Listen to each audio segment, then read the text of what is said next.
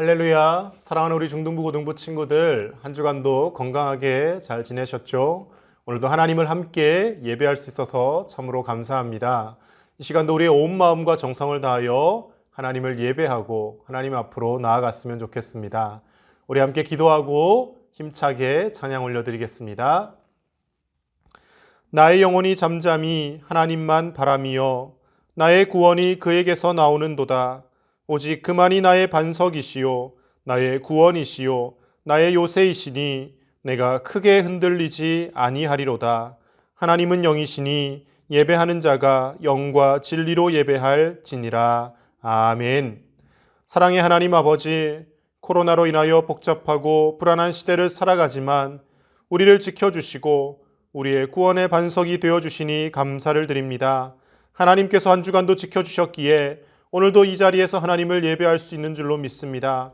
이 시간 우리를 만나주시고 하나님을 예배하는 이 시간 하나님께서 주시는 참된 평안함과 기쁨을 누리게 하여 주시고 말씀으로 새 힘을 얻고 한 주간도 살아갈 수 있도록 하나님 함께하여 주시옵소서. 온 마음과 정성을 다하여 가정에서 영상으로 예배할지라도 하나님 앞에 나아가게 하시고 하나님께서 우리의 예배를 받으시고 우리의 마음 중심을 보고 계심을 믿고 하나님 앞에 전심으로 예배하는 귀하고 복된 우리 중고등부 친구들이 다 되게 하여 주옵소서. 예배를 통하여 하나님 홀로 영광 받으실 줄 믿사오며 예수님의 이름으로 기도드립니다. 아멘.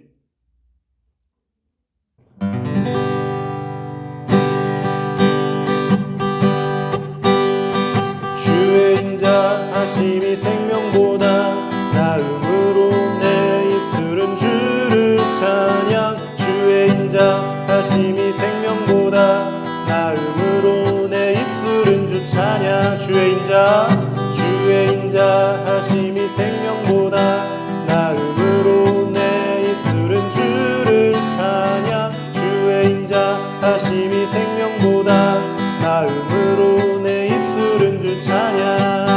이러므로 내 평생에 주를 송축하며 주의 이름으로 인하여 내 손을 들리라. 주의 인자하심이 생명보다 나음으로 내 입술은 주를 찬양. 주의 인자하심이 생명보다 나음으로 내 입술은 주 찬양. 이러므로 내 평생에 주를 송축하며 주의 이름으로 인하여 내 손을 들리라.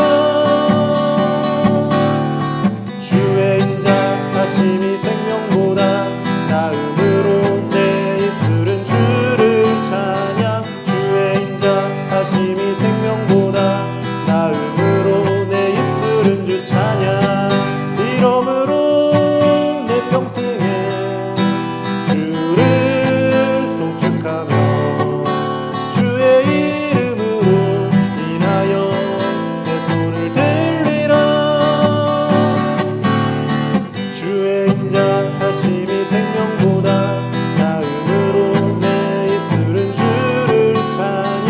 주의 인자하심이 생명보다 나음으로 내 입술은 주 찬양.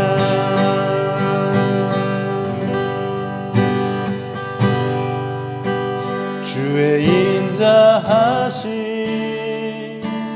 그 사랑이 내 생명보다 나으며 위로하시는 주 손길은 내 눈물보다 귀하다. 변함이 없는 주 임재가 내 근심보다 가깝고 주님 흘리신 그 보혈은 내 상처보다 진하다. 결국 내 주 함께 사는 것 나의 영원한 소원 주의 아름다움 안에 사는 것 나의 영원한 기쁨 다시 한번 찬양드립니다. 주의 인자하신 그 사랑이 내 생명보다 나으며 위로하시는 주 손길은 내 눈물보다 귀하다. 변함이 없는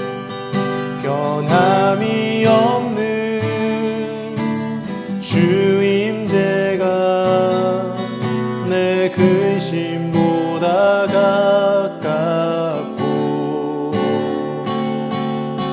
주님 흘리신 그 보혈은 내 상처보다 진하다. 결국 내 주님과 함께 사는 것 나의 영원한 소원 주의 아름다움 안에 사는 것 나의 영원한 기쁨 주의 아름다움 안에 사는 것 나의 영원한 기쁨.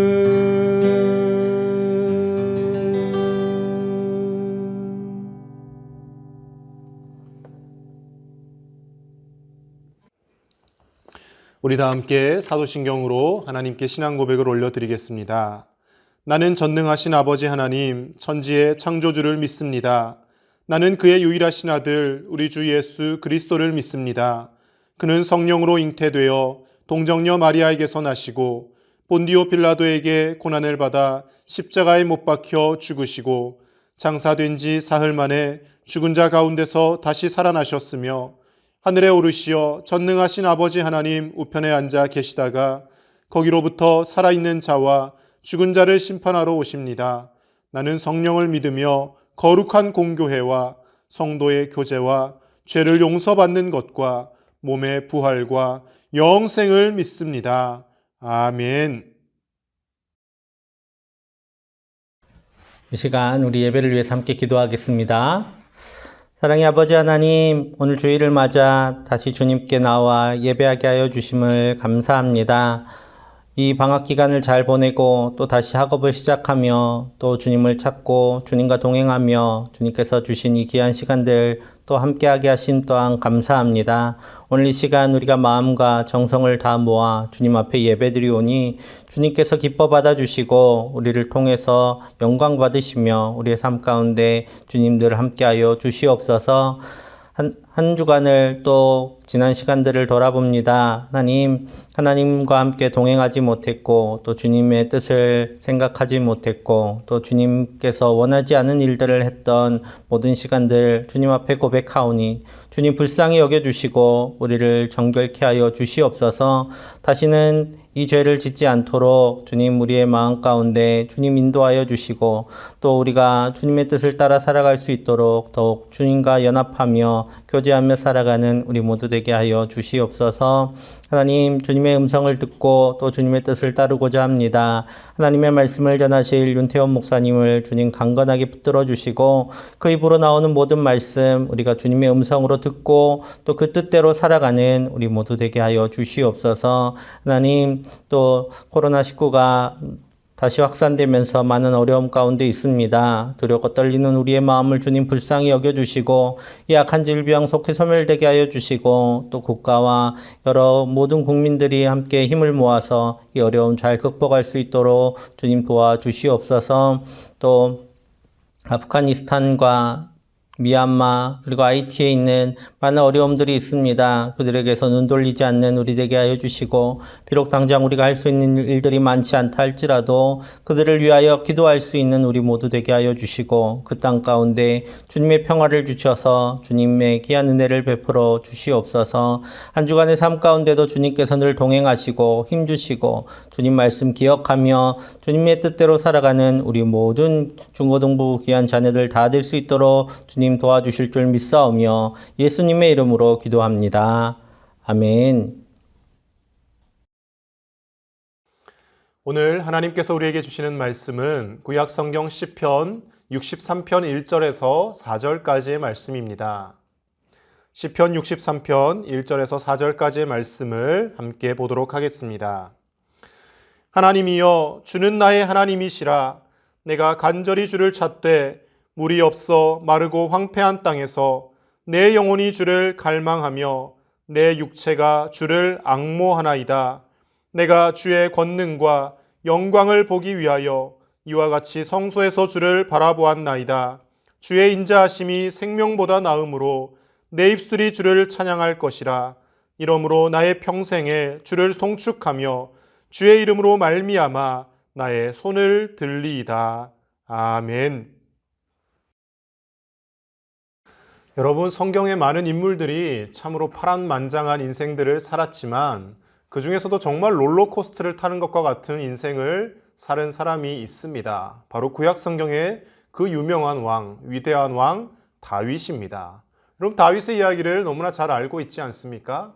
그는 처음부터 왕족으로 태어난 것이 아닙니다. 그에 앞서 이스라엘의 초대 왕이었던 사울 왕의 아들이 아니라 그는 들에서 양을 치는 목동에 불과했습니다.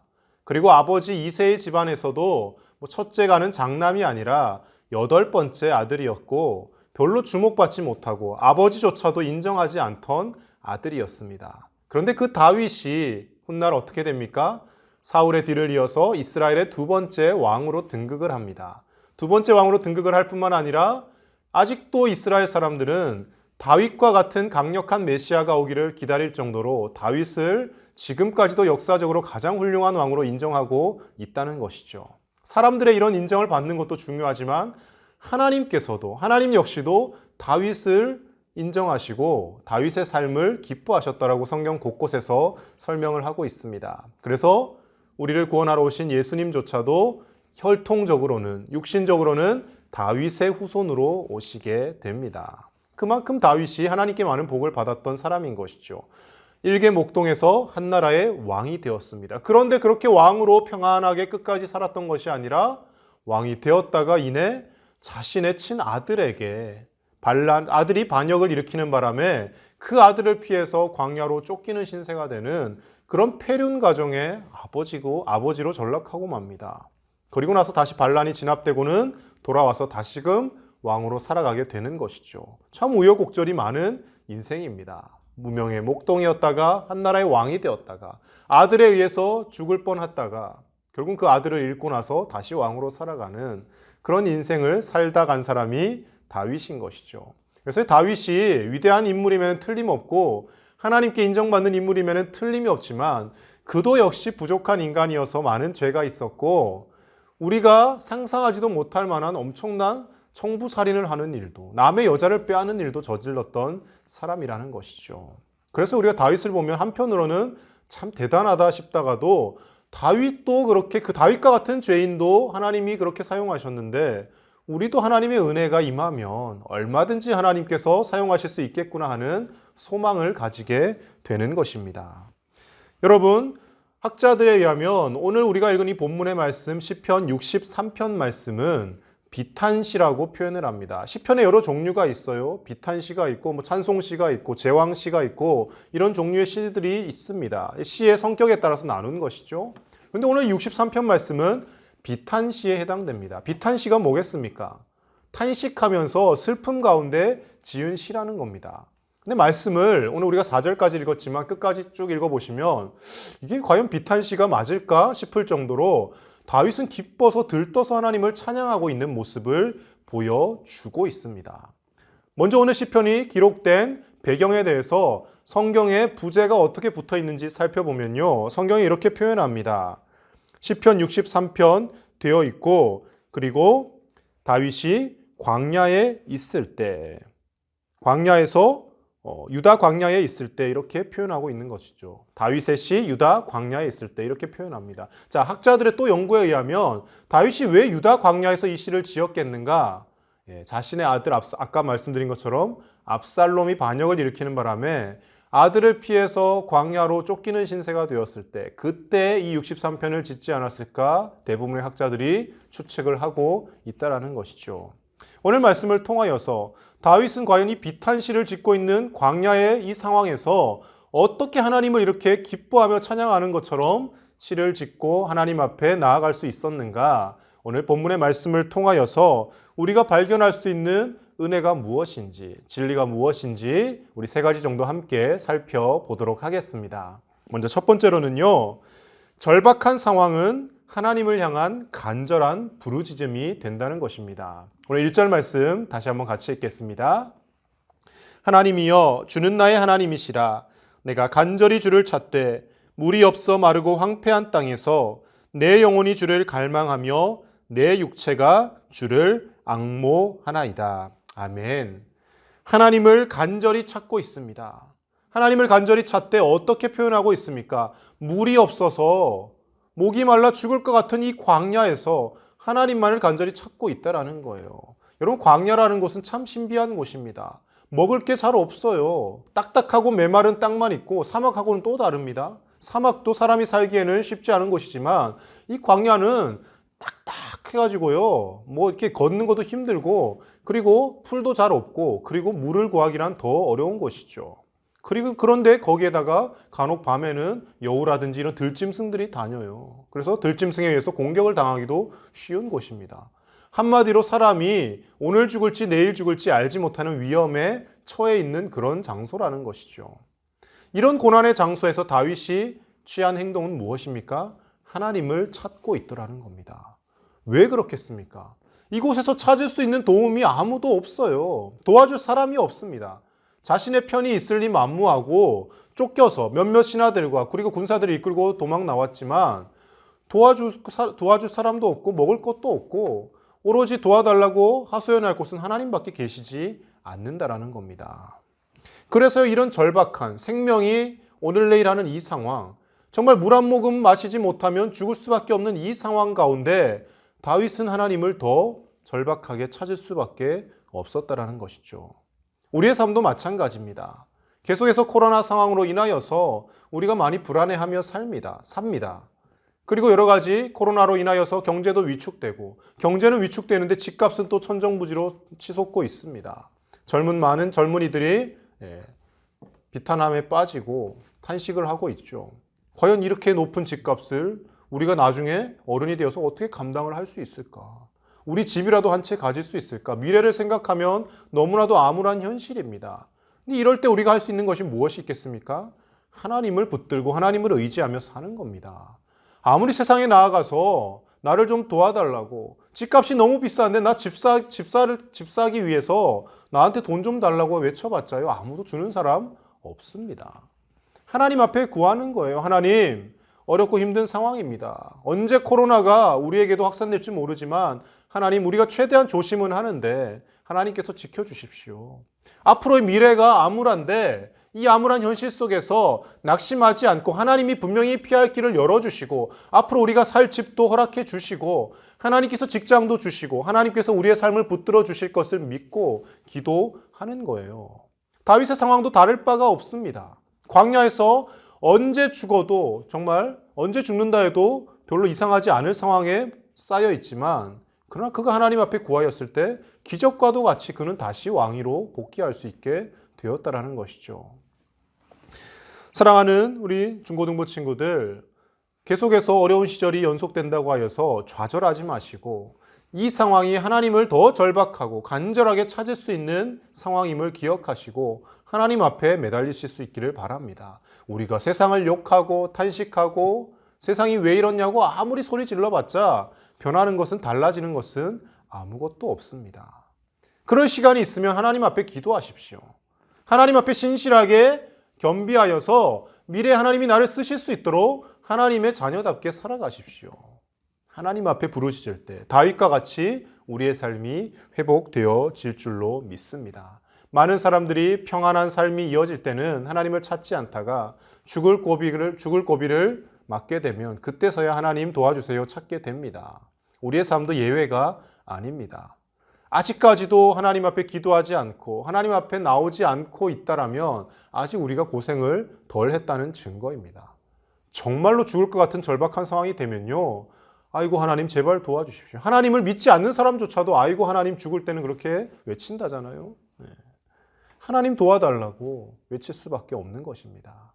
사랑하는 우리 중고등부 친구들, 어려운 현실 속에서 낙심하지 말고 하나님을 더 찾고 하나님을 붙들 수 있는 저와 여러분들의 삶이 되실 수 있기를 간절히 축복합니다. 두 번째로요, 믿음이 있으면 삶의 어떤 자리에서도 우리는 하나님을 만날 수 있다라는 것입니다. 오늘 2절 말씀 같이 보겠습니다.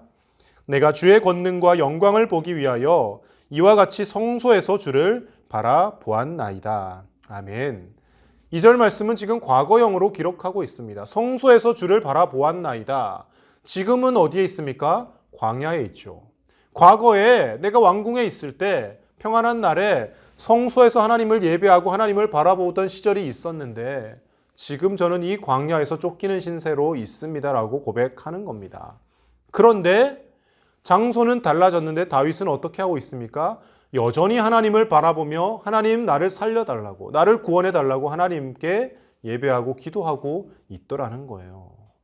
그 옛날 내가 좋던 시절에 성소에서만 하나님을 바라볼 수 있는 것이 아니라 이 광야에서 언제 죽을지 알지 못하는 이 상황에서 쫓기는 신세이지만 여전히 하나님을 바라보고 찬양하고 기도할 수 있다는 겁니다. 사랑하는 우리 중등부 고등부 친구들, 삶의 자리가 좋지 못해서 형편이 안 좋아서 바빠서 시간이 없어서 공부해야 돼서 지금은 때가 아니라서 하나님을 예배할 수 없습니다 라고 이야기하는 친구들이 있다면 그것은 잘못된 이야기입니다. 그런 상황일수록 하나님을 더 예배하고 하나님 앞에 나와야 되는 것이에요.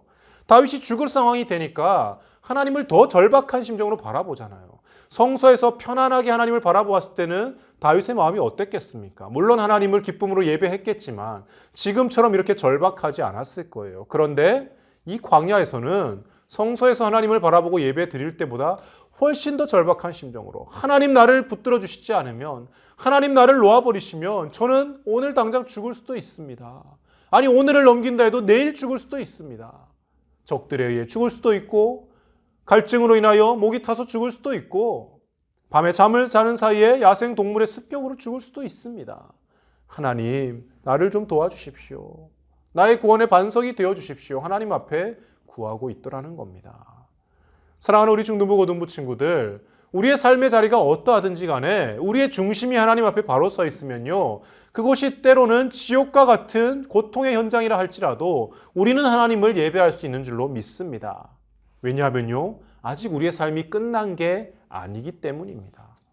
정말 우리가 이제 삶이 다해서 하나님 앞에 섰는데 심판받아 지옥으로 갔다면 그 지옥에서는요, 더 이상 하나님을 찬양할 수도 없고 하나님 앞에 구할 수도 없어요. 이미 모든 삶이 끝났기 때문에. 그러나 아직 우리에게 기회가 있지 않습니까?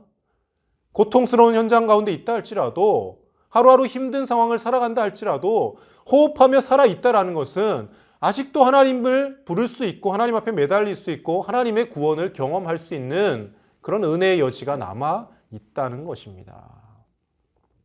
여러분, 우리의 삶의 자리를 핑계하지 말고 다윗이 광야에서도 하나님을 바라보고 찬양했던 것처럼 삶의 어떤 자리에서도 하나님을 예배하며 찬양할 수 있는 저 여러분들의 삶이 되실 수 있기를 간절히 축복합니다.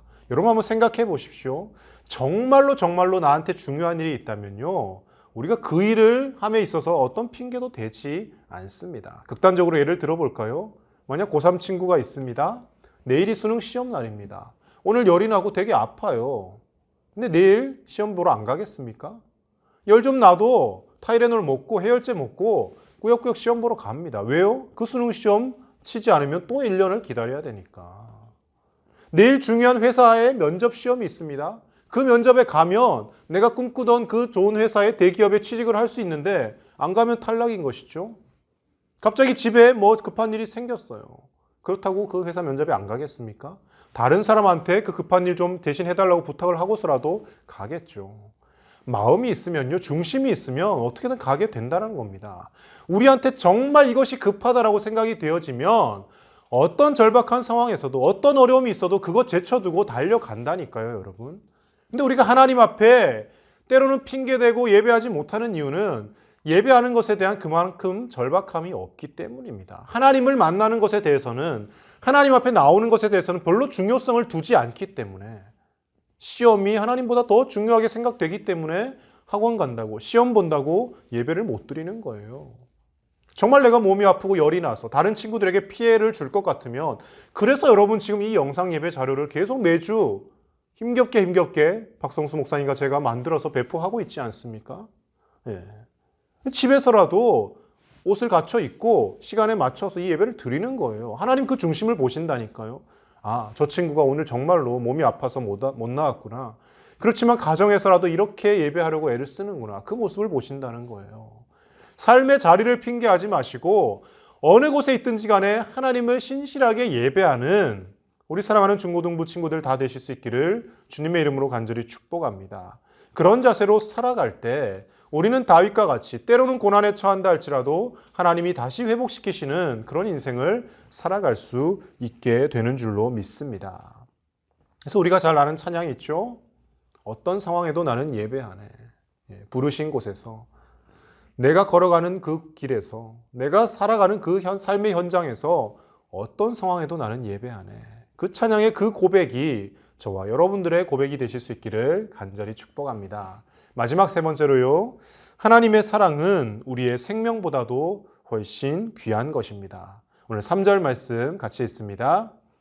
주의 인자하심이 생명보다 나음으로 내 입술이 주를 찬양할 것이라. 아멘. 여러분이 3절에서 주의 인자하심이라고 번역된 이 인자하심, 히브리어 원어는 헤세드라는 단어를 씁니다.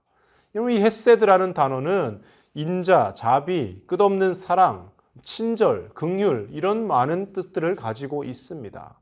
그래서 여기서는 주의 인자하심이라고 번역을 했는데요. 사실 엄밀히 말하면 하나님의 그 끝없는, 정말 셀 수 없는 무조건적인 사랑을 표현을 하는 거예요. 하나님의 그 크신 사랑이 뭐보다 더 귀하다고요? 내 생명보다 더 낫기 때문에 내가 주님을 찬양한다라고 다윗은 고백하고 있습니다. 여러분 세상에서 자기 목숨보다 더 귀한 게 어디 있겠습니까? 그런데 생명보다 하나님의 그 크신 사랑이 더 귀하다라고 표현하는 이유는 무엇입니까? 우리의 생명은 유한하지만 하나님의 사랑은 무한하기 때문에 그렇습니다. 여러분 보석 중에 가장 비싼 가치를 가지고 있는 보석, 일반적으로 우리가 다이아몬드라고 알고 있지 않습니까? 이 다이아몬드가 왜 그렇게 비싼 고가의 보석이겠습니까? 왜 결혼 예물로 다 이 다이아몬드를 하고 싶어 하겠습니까? 다이아몬드가 변하지 않기 때문입니다. 그럼 금이 반짝이고 예쁘지만 금은 쉽게 이렇게 물러서요 깨지거나 변형이 됩니다. 근데 다이아몬드가 훨씬 더 단단한 거예요. 여러분 유리 같은 거 이렇게 자를 때 뭐 쓰는지 아십니까? 유리를 쇠로 된 칼로 자르진 않죠. 그런데 유리 이렇게 세공하시는 분들 보면 이렇게 한번 줄 쭉 긋고 탁 치면 유리가 탁, 줄 그은 대로 딱 깨집니다. 그 유리칼 끝부분에 보면 다이아몬드가 달려 있어요. 그렇다고 여러분 또 이렇게 뭐 샤시하는 집에 가서 유리칼 뭐 이렇게 훔쳐오고 이러시면 안 됩니다. 유리칼 끝부분에 다이아몬드가 이렇게 붙어 있어요. 다이아몬드가 그만큼 단단하기 때문에 유리도 잘라내는 거예요. 쇠도 자를 수 있겠죠. 그만큼 단단하고 변함이 없기 때문에 다이아몬드가 고가이고 또 사람들은 그것을 아름다워합니다. 마찬가지죠. 우리의 생명은 시간이 다하면 죽습니다. 우리의 생명은 끊어집니다. 유한해요. 그런데 하나님의 우리를 향하신 그 크신 사랑은 끝이 없고 영원 전부터 영원까지 계속 이어진다는 겁니다. 그래서 하나님이 우리를 그렇게 사랑하시기 때문에 요한복음 3장 16절에는 하나님이 세상을 이처럼 사랑하사 독생자를 주셨다라고 표현합니다. 비록 우리가 이 땅에서는 생명이 끊어지고 생명이 유한해서 죽지만 하나님의 끝없는, 하나님의 무한하신 사랑이 있기 때문에 그 사랑을 의지하고 그 사랑에 기대는 자는 다시금 하나님의 나라에서 영원한 생명을 얻어서 살 수 있기 때문에 이 땅에서의 우리의 생명이 중요한 것이 아니라 그 생명보다 하나님의 인자하심, 하나님의 끝없는 사랑이 훨씬 더 귀하다라는 겁니다. 다윗이 그 하나님의 사랑을 체험하고 깨닫게 된 것이에요. 아직 그의 상황이 변한 것은 아무것도 없습니다. 광야에서 여전히 오늘 죽을지 내일 죽을지 알 수 없는 상황에 있습니다. 아들이 반역을 일으켰어요. 얼마나 가슴이 찢어지겠습니까? 그런데 내 아들은 나를 배신하지만 하나님은 결코 나를 떠나지 않으시고 끝까지 나를 사랑하신다는 것을 그가 깨닫고 안 후에 하나님 앞에 이렇게 기쁨으로 찬양하는 거예요. 하나님, 내 생명보다 하나님의 그 크신 사랑이 훨씬 더 소중합니다. 저는 오늘 이 광야에서 죽어도 상관없습니다. 하나님 나를 구원해 주실 것을 알고 있기 때문에 하나님을 찬양합니다. 하나님을 찬송하고 있더라는 겁니다. 그렇다면 하나님의 이 크신 사랑에 보답하는 가장 좋은 방법은 무엇이겠습니까? 오늘 말씀에 답이 다 나와 있습니다. 다윗과 같이 하나님을 높여드리고 송축하는 것, 찬송을 올려드리는 겁니다. 4절 말씀 같이 읽겠습니다. 이러므로 나의 평생에 주를 송축하며 주의 이름으로 말미암아 나의 손을 들리이다. 아멘. 평생 하나님의 그 크신 사랑을 내가 찬송하며 살겠습니다. 내가 상황이 좋든지 좋지 못하든지 때로는 죽을 고비에 처하더라도 나는 하나님을 찬송하겠습니다. 믿음으로 다윗이 외치며 하나님을 찬송하고 있는 거예요. 믿음이 없는 사람 같으면, 일반적인 세상 사람 같으면 저 제정신 아닌 거 아니야? 제정신이 맞아? 이렇게 생각을 하겠죠. 지금 자기가 찬송을 할 땐가? 하나님을 원망하고 하나님 왜 나한테 이런 고난을 주셨어요? 라고 하나님 앞에 따져도 시원찮을 판에 하나님을 찬송을 해? 이렇게 이야기하지 않겠습니까? 근데 그건 믿음이 없는 사람들의 이야기고요.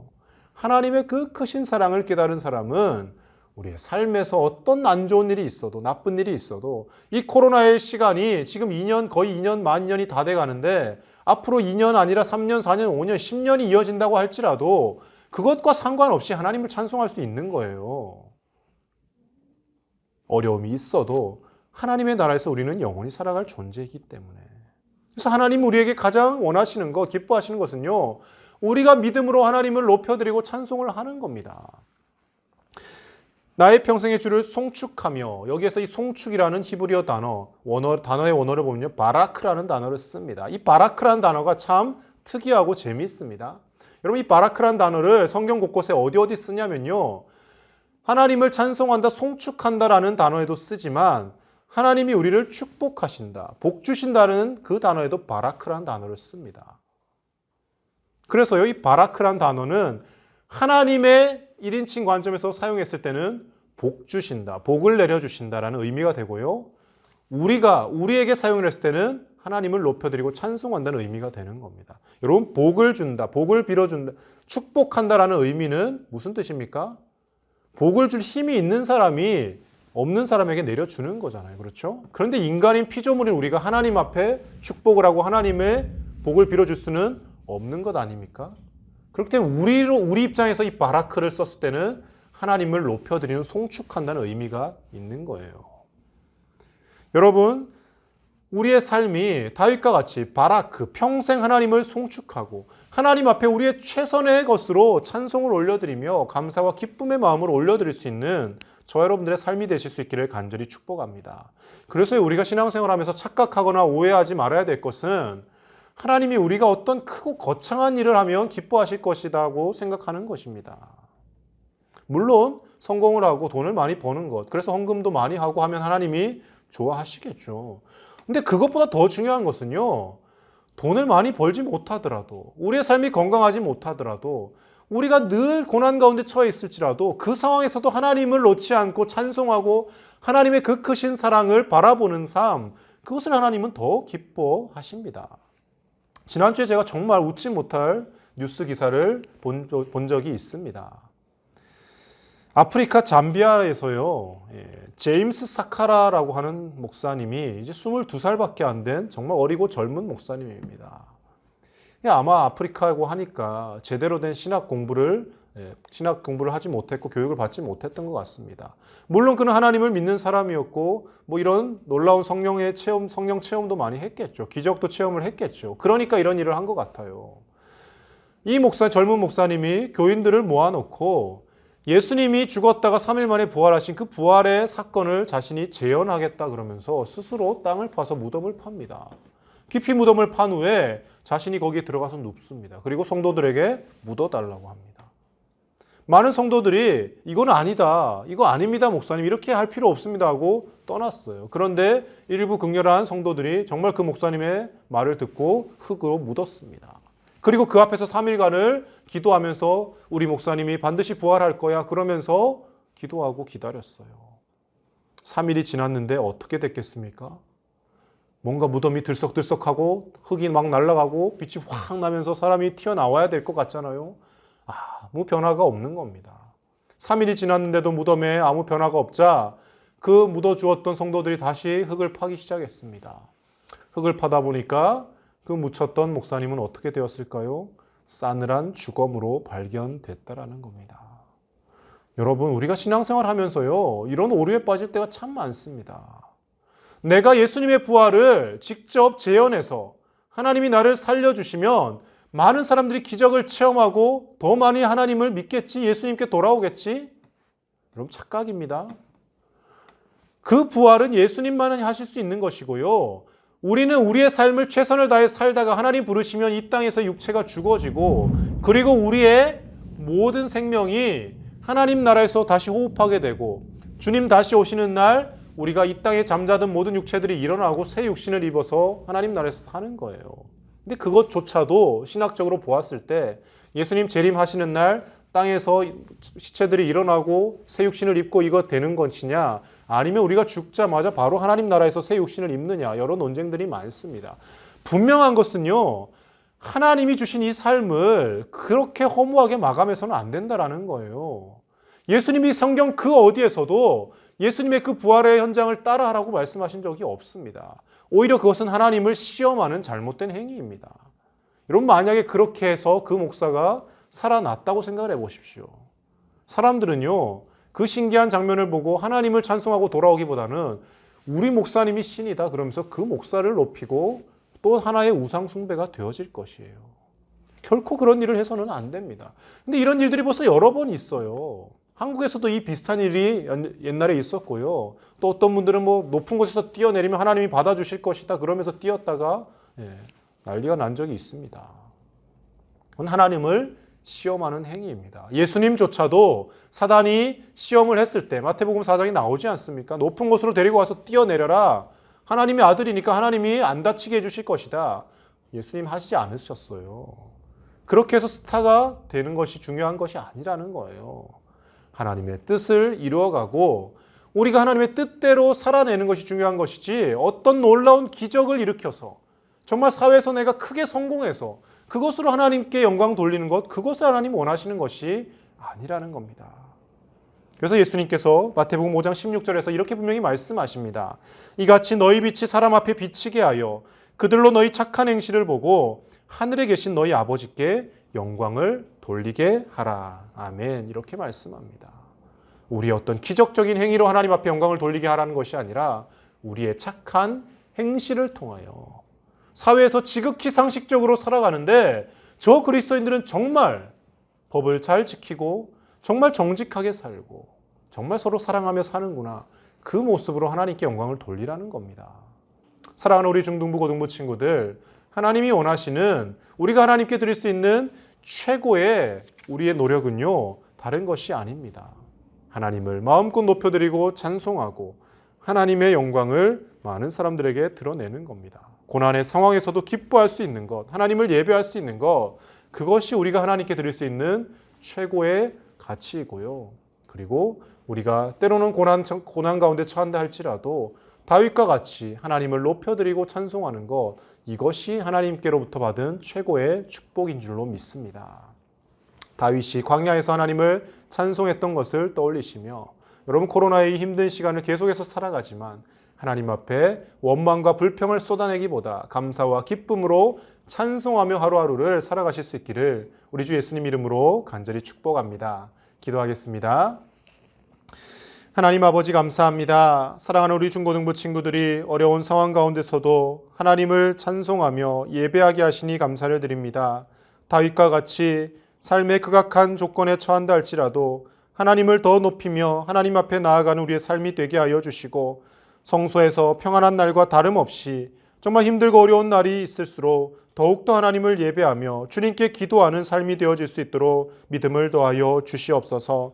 크고 거창한 어떤 것으로 하나님 앞에 영광을 돌리려 하기보다는 우리의 삶의 모습을 통하여, 우리의 착한 행실을 통하여, 정직함을 통하여, 하나님을 높이고 찬송하는 모습을 통하여 하나님 앞에 우리의 삶을 내어드리고 세상의 많은 사람들에게 주님을 우리의 삶의 모습으로 전할 수 있는 복된 믿음의 청소년들 다 되게 하여 주시옵소서. 감사를 드리며 예수님의 이름으로 기도드립니다. 아멘.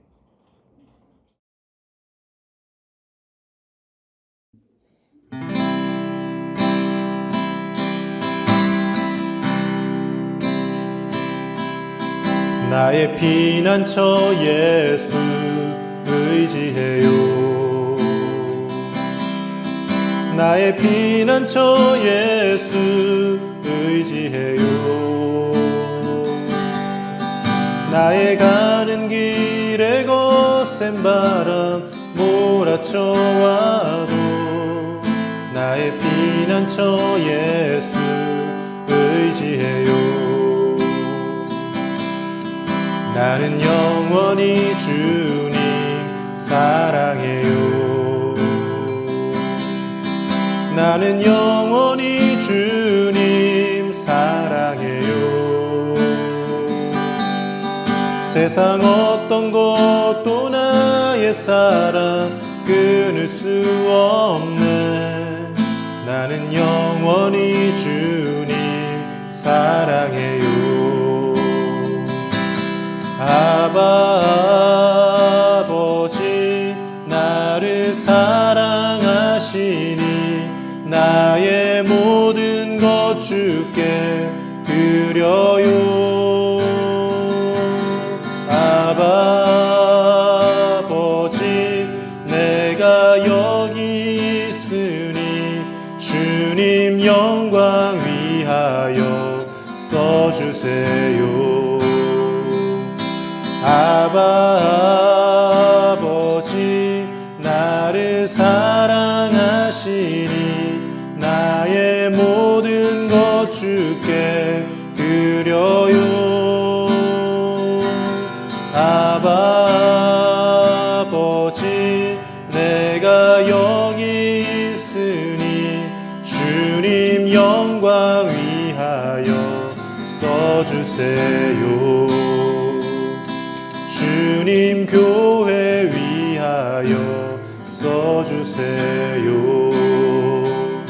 주님 나라 위하여 써주세요.